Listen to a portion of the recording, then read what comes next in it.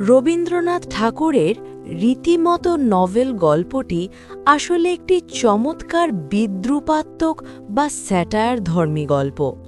গল্পটি মূলত বাস্তব জীবনের গভীরতা বনাম সস্তা রোম্যান্টিক কল্পনার এক চমৎকার লড়াই। এখানে তিনি দেখিয়েছেন যে বাস্তব জীবন আর সস্তা রোম্যান্টিক উপন্যাসের মধ্যে আকাশ পাতাল তফাৎ, যাকে সেকালে নভেল বলা হতো। গল্পের প্রধান চরিত্র গল্পের কথক এবং তার বন্ধু হরকুমার। গল্পের শুরু হয় দুই বন্ধুর কথোপকথন দিয়ে। হরকুমার মনে করেন সাধারণ মানুষের জীবনে কোনো বৈচিত্র্য নেই, কোনো মশলা নেই। সাধারণ মানুষের একঘেয়ে ডাল ভাত খাওয়া জীবনে কোনো গল্প নেই। তার মতে সত্যিকারের নভেল বা উপন্যাস হতে গেলে সেখানে থাকতে হবে রোমাঞ্চকর ঘটনা, উত্তাল প্রেম, গোপন অভিসার এবং শেষমেশ বিষপান বা রক্তরক্তি অর্থাৎ ট্র্যাজেডি থাকা চাই। সাধারণ মানুষের আটপৌরে জীবন নিয়ে আবার গল্প হয় নাকি? কথক হরকুমারকে চ্যালেঞ্জ জানিয়ে বলেন যে সাধারণ মানুষের আপাত শান্ত জীবনের ভেতরেও অনেক বড় গল্প থাকে। হরকুমারের এই অবাস্তব ধারণাকে ভেঙে দিতেই লেখক তার প্রতিবেশী যোগেন্দ্র এবং তার স্ত্রী কিরণ শশীর জীবনের এক গোপন সত্যের ওপর থেকে পর্দা সরিয়ে দেন। এরপরই তিনি ওই দম্পতির জীবনের গল্প বলতে শুরু করেন। গল্পের নায়ক যোগেন্দ্র এবং নায়িকা তার স্ত্রী কিরণ শশী। হরকুমারের ভাষায় এদের জীবনটা ভীষণ একঘেয়ে।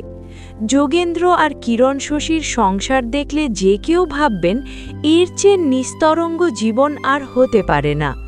যোগেন্দ্র একজন সাধারণ চাকরিজীবী আর কিরণ শশী শান্তভাবে ঘর সামলান। তাদের জীবনে কোনো নাটক নেই, কোনো উত্তাপ নেই।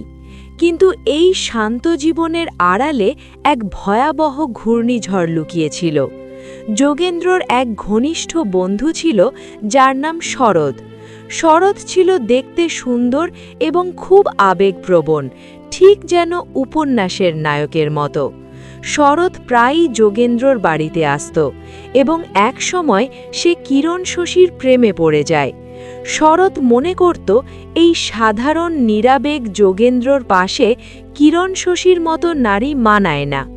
একদিন সুযোগ বুঝে যোগেন্দ্রর অনুপস্থিতিতে শরৎ কিরণ শশীকে প্রস্তাব দেয় তার সঙ্গে পালিয়ে যাওয়ার জন্য। সে কিরণ শশীকে বোঝাতে চেয়েছিল যে এই একঘেয়ে সংসারের বাইরেই আছে আসল জীবন এবং রোমাঞ্চ। সাধারণত কোনো সস্তা অ্যাকশন নভেল হলে এখানে কি হতো?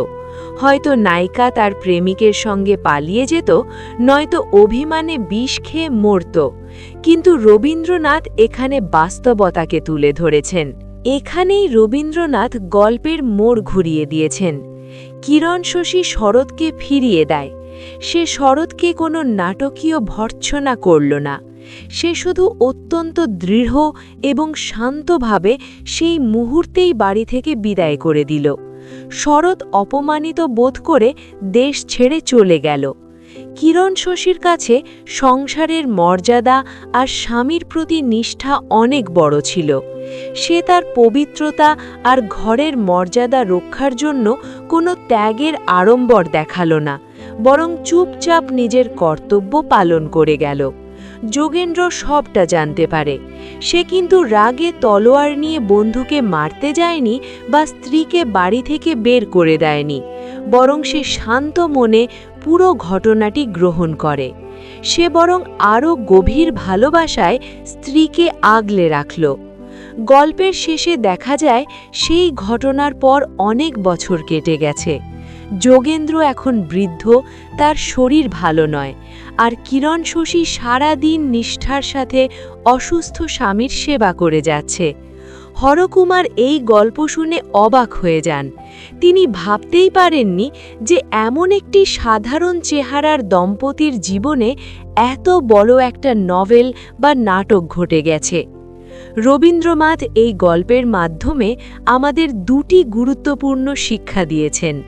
গভীরতা, মানুষের বাইরের শান্ত রূপ দেখে তার ভেতরের লড়াই বোঝা যায় না। যে জীবন বাইরে থেকে যত শান্ত, তার ভেতরে তত বড় আত্মত্যাগ আর ধৈর্য থাকতে পারে। সংযম, সত্যিকারের মহত্ব হট্টগোল বা নাটকীয়তায় নেই, আছে শান্তভাবে দায়িত্ব পালন আর ক্ষমার মধ্যে। সস্তা রোমাঞ্চের চেয়ে বাস্তবের সংযম অনেক বেশি শক্তিশালী। মানুষের জীবনের আসল ট্র্যাজেডি বা মহত্বের জন্য কোনো কৃত্রিম নভেলের মতো চমক লাগে না।